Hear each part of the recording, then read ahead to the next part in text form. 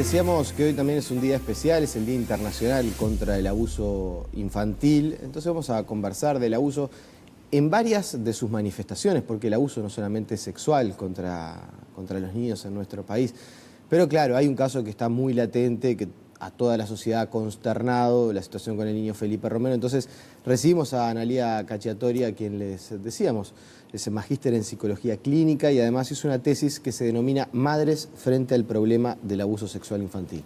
Doctora, buenos días, gracias por venir. Muchas gracias por la invitación. Bueno, a ver, decía que hay mucho para conversar sobre las situaciones de abuso en nuestro país. Quizás son muchas, quizás no, son muchas más de las que trascienden en la prensa, son muchas más de las que la sociedad en su conjunto debate. Si algo podemos rescatar de lo poco que se puede rescatar de esta trágica situación que se vivió con el niño Felipe Romero, es que volvió a poner en la agenda un tema que no siempre está arriba de la agenda. Entonces, es insoslayable comenzar con la entrevista y hacer referencia, por lo menos en algo, a la situación de este niño Felipe Romero. Y a mí me parece un buen punto de partida, tomando en cuenta su experiencia, tratar de repasar parte de una entrevista que apareció publicada ayer en el diario Clarín de Argentina, donde aparecen comentarios de la madre, de Alexandra Pérez, porque hay que entender la circunstancia en la que se... Primero que nada, y disculpe señor director que voy a ir a otra cuestión, la madre hoy es una víctima. Sí, claro, sin duda. Desde el enfoque que nosotros hacemos en lo que tiene que ver con este tipo de problemáticas, una mamá que sufre este impacto, esta noticia, es parte de justamente del daño que se genera en relación a esto y es una víctima secundaria de la situación. ¿Cuánto puede incidir el juzgamiento? Iba a decir prejuzgamiento, pero en realidad es el juzgamiento que se está haciendo por parte de muchos actores de la sociedad en las redes sociales, que de una u otra manera a la madre le debe llegar. ¿Cuánto agrava la situación de esa madre? Bien, en estos temas justamente nosotros siempre hacemos hincapié en la multidimensionalidad que tienen este tipo de problemáticas y que hace a que, de alguna manera, históricamente, todo lo que tiene que ver con maltrato y abuso infantil haya sido invisibilizado a través de lo que tiene que ver con nuestras sociedades y nuestras culturas. Entonces, justamente, una de las razones tiene que ver con esto, que en la medida de que una situación así se difunde, ¿sí?, hay una carga tan importante, muchas veces a través también del sensacionalismo que se genera a través de los medios de comunicación, a través de lo que tiene que ver con diferentes acusaciones o prejuicios que se hacen en relación a la mamá, hace que de alguna manera contribuya justamente a la invisibilidad de este tipo de problemáticas. Claro. Y sobre el caso en particular, ahora sí repasamos algunas de las palabras que por lo menos aparecían ayer en el diario Clarín de la República Argentina, donde la madre explicaba el vínculo entre Felipe y Fernando Sierra, quien termina siendo su asesino. Explicaba que fueron varias veces juntos a Brasil, al Chuy, que lo llevó a Camboriú. Y yo me quiero detener en un fragmento en particular. Dice la madre, Alexandra: comenzó a llevárselo de los lugares sin mi autorización. Y además me enteré que la intención de su mamá, que se sentía abuela de mi hijo, era que Felipe se fuera a vivir con ellos.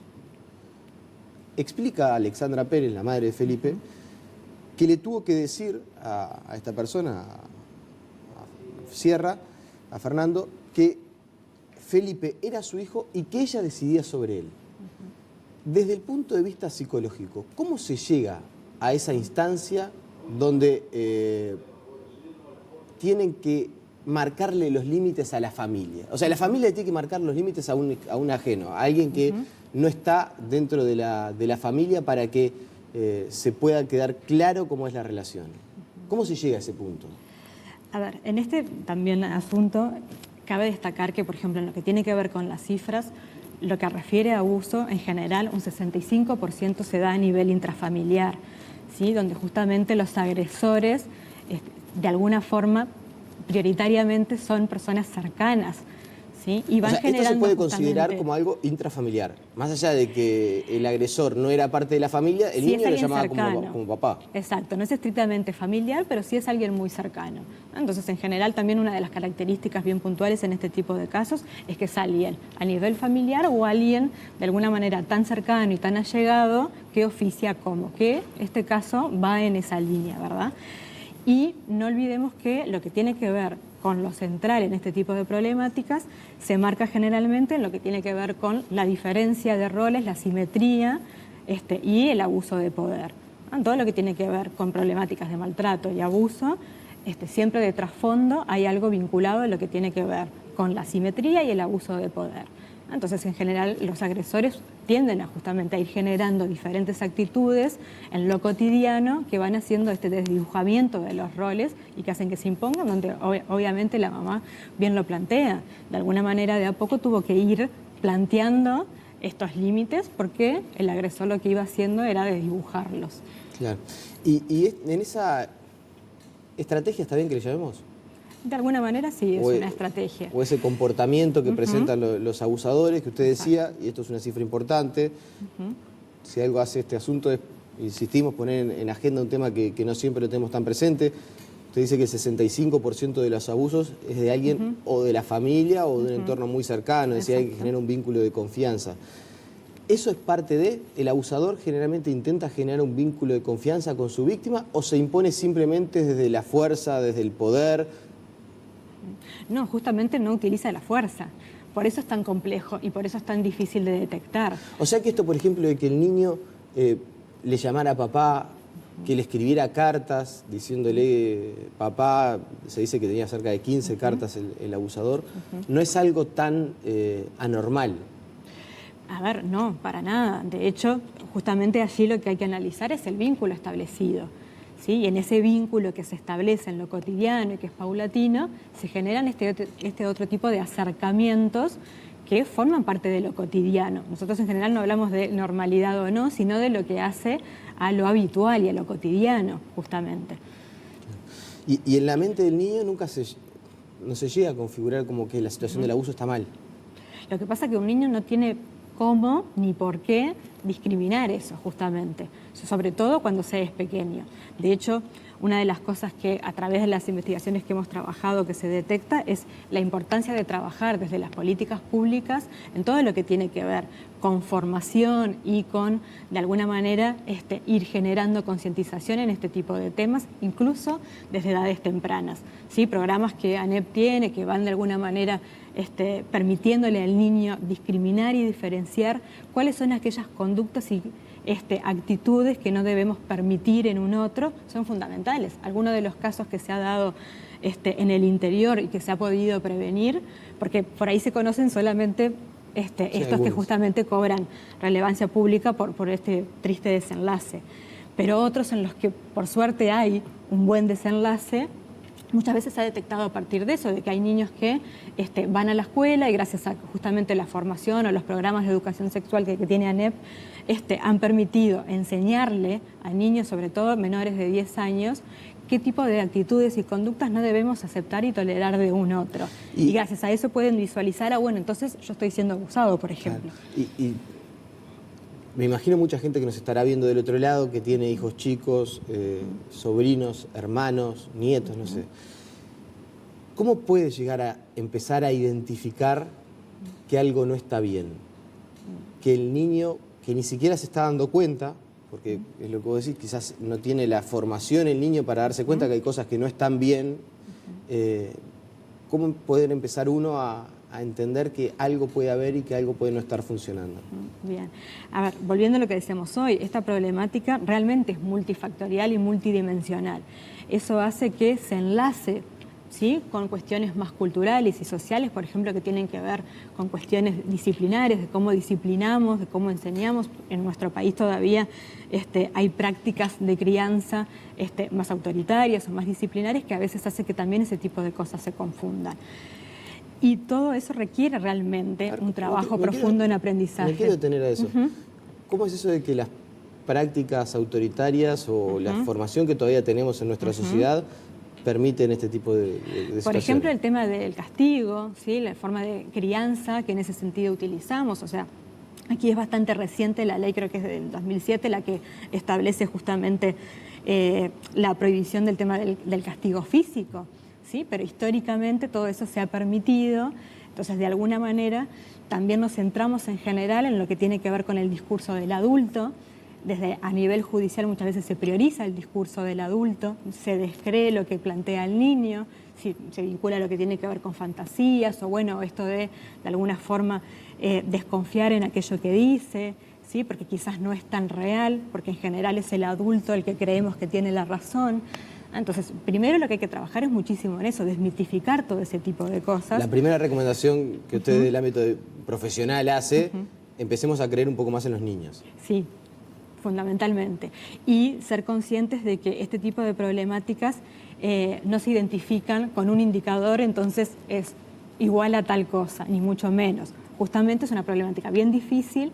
Los profesionales en general están muy solos, sobre todo en el interior, en el caso de los psicólogos, las maestras, o sea, todos los que de alguna manera están vinculados a este tipo de problemáticas, en general no tienen a programas o instituciones en las que recurrir para que justamente esas señales o pequeñas advertencias, que a veces también pueden tener que ver con otros temas, porque lo complejo de esto es eso, que los indicadores o los síntomas perfectamente pueden referir a otros temas. Hay que hacer un trabajo muy fino para discriminarlos. Por eso el trabajo multidisciplinario es fundamental. Claro, ¿y qué es lo mejor para hacer? Yo siempre trato de ponerme al lado del familiar, ¿no? Del que nos está mirando y no sé, el niño le empieza a comentar que alguien lo toca, que imagino que usted debe hacer referencia a eso, debe empezar a ir por ese lado. Uno empieza a ver algún cuento que quizás no está dentro de lo que uno considera que son los límites aceptables. Entonces, ¿qué hay que hacer? Hay que ir a buscar a esa persona y encararlo y decirle, mirá, mi hijo, mi sobrino me está diciendo tal y tal cosa. Hay que retirar y apartar al niño de esa situación.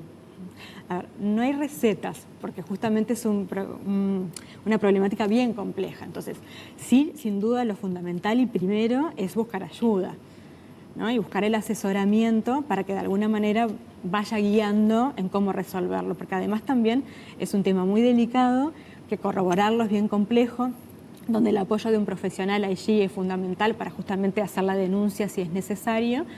Y en lo que hay que trabajar y muchísimo es que justamente que una vez que se determine, por ejemplo, hacer una denuncia, que haya los respaldos y las garantías para eso, porque una mamá en general queda muy sola frente a una situación así, donde si, por ejemplo, se arriesga a hacer una denuncia de este tipo, en general en lo que es el proceso judicial es muy lento, le lleva muchísimo tiempo, queda muy expuesta al agresor permanentemente, ¿sí? Y eso hace que además también le implique en general un costo importante, porque a veces nos olvidamos también de los costos que implica todo esto cuando si no tenemos a nivel de las instituciones públicas el respaldo como para justamente garantizar la recepción de un caso así y la ayuda debida, bueno, la mamá tiene que recurrir a profesionales particulares y eso implica también un costo importante. Es bien difícil la situación, bien compleja en el sentido de, a ver, uno tiende a pensar que obviamente lo primero que hay que hacer es denunciar. Sin embargo, usted me está planteando que no es tan sencillo.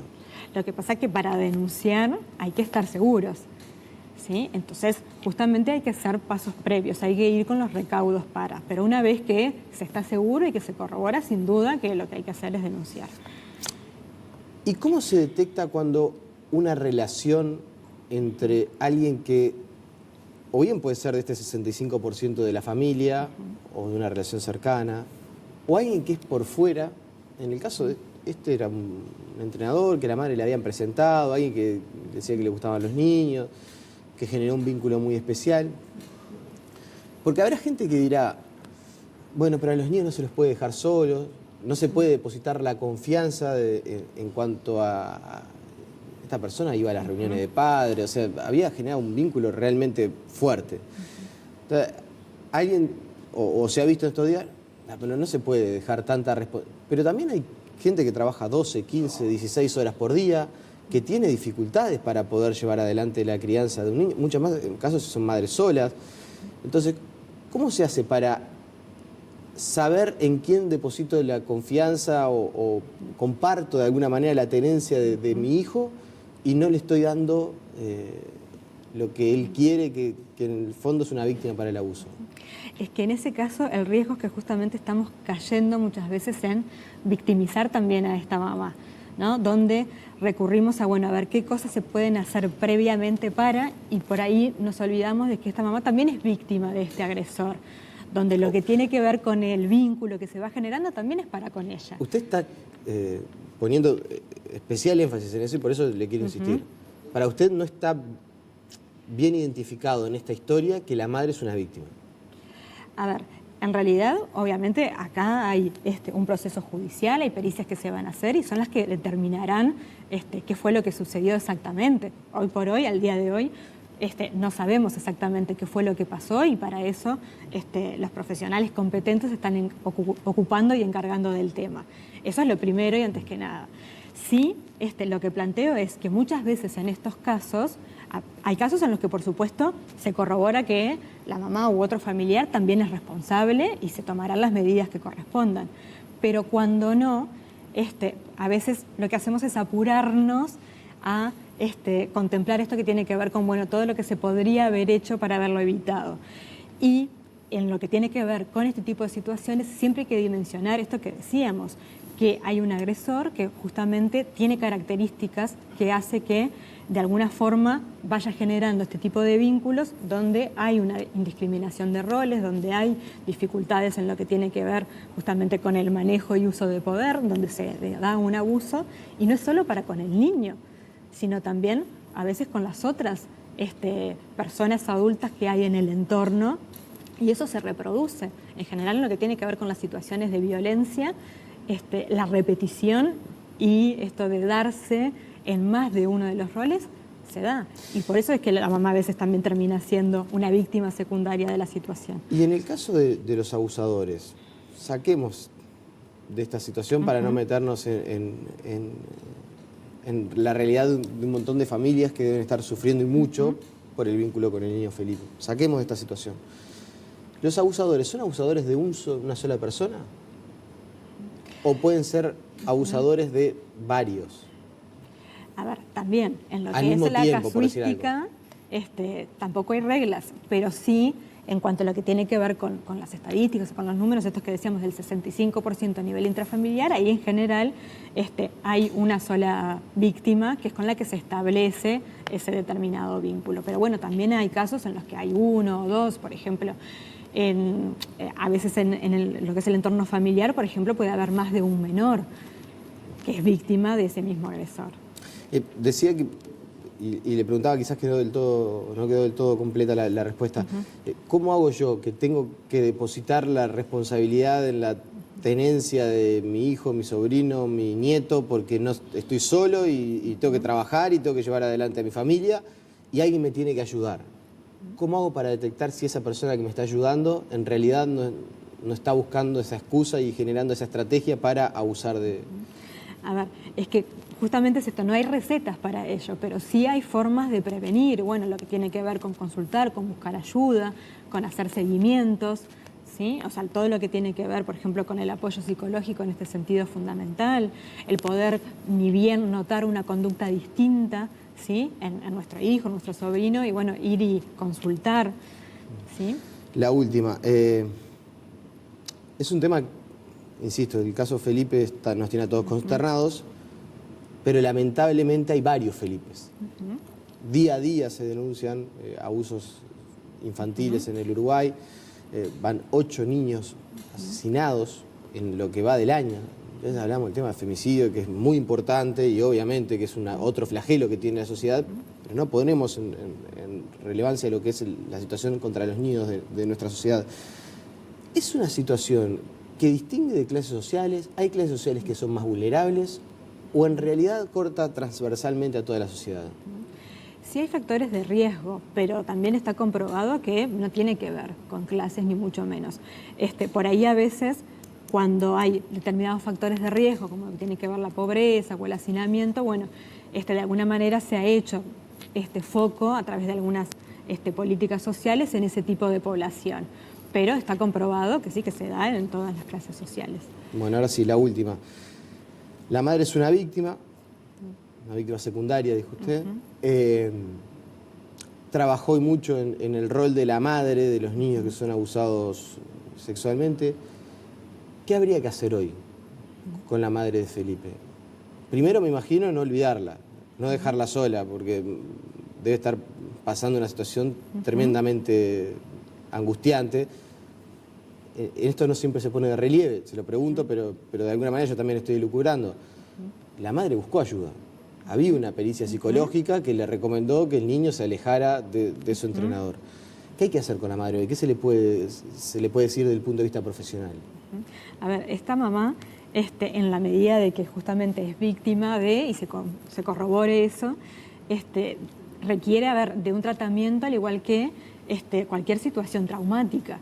¿Sí? Es una situación traumática puntual que genera justamente la necesidad de apoyo y de tratamiento en ese sentido, porque todo lo que tiene que ver con sentimientos de culpa, de impotencia, angustia, se generan a partir de una situación así. Y eso hay que trabajarlo y apoyarlo.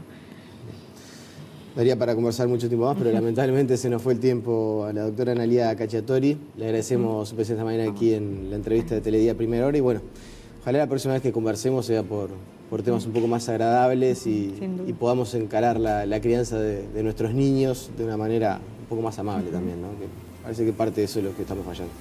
Sí, totalmente. La pausa y seguimos con muchas más noticias.